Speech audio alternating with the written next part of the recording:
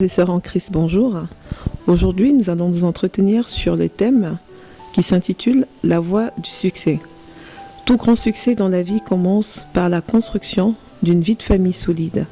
Quand je parle de vie de famille, je fais allusion à un couple solide où l'amour et la transparence règnent. C'est pourquoi dans Genèse chapitre 1, versets 27 à 28, il est écrit « Dieu créa les êtres humains comme une image de lui-même. Il créa l'homme et la femme.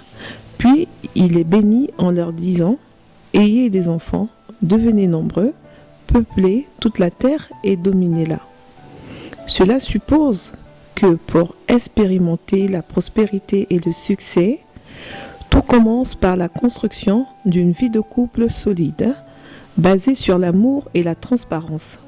Vous devez partager la même vision, poursuivre les mêmes buts, les mêmes intérêts pour estimer, expérimenter le succès, la prospérité, le bonheur, l'abondance, car unis, vous êtes plus forts.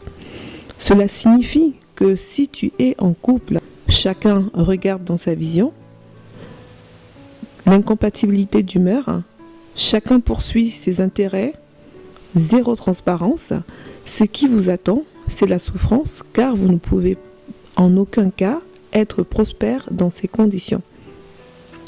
Un long fleuve tranquille, en solitude aussi, ne parviendra à rien. Vous ne serez jamais heureux ou heureuse en demeurant dans le célibat, ni à posséder et à multiplier les richesses.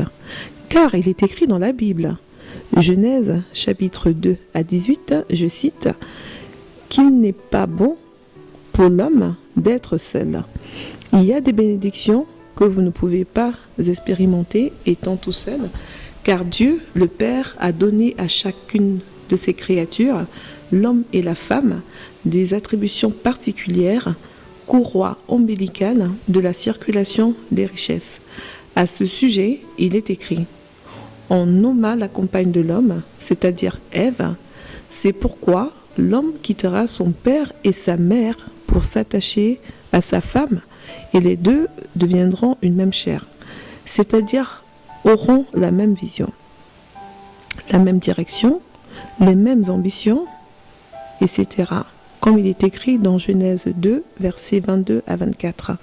C'est donc pas au hasard de constater que les grands, c'est-à-dire la majorité des célébrités, des grands directeurs généraux, des présidents de la République, etc., qu'ils soient chrétiens ou pas, ont commencé par l'application de ce principe de vie de couple solide pour pouvoir grandir. Ils n'ont pas rigolé avec. Et toi, quelle en est ta situation avec ton conjoint? Examine-la dès à présent et cherche à faire quelque chose, car il n'est jamais trop tard. À bon entendeur, salut.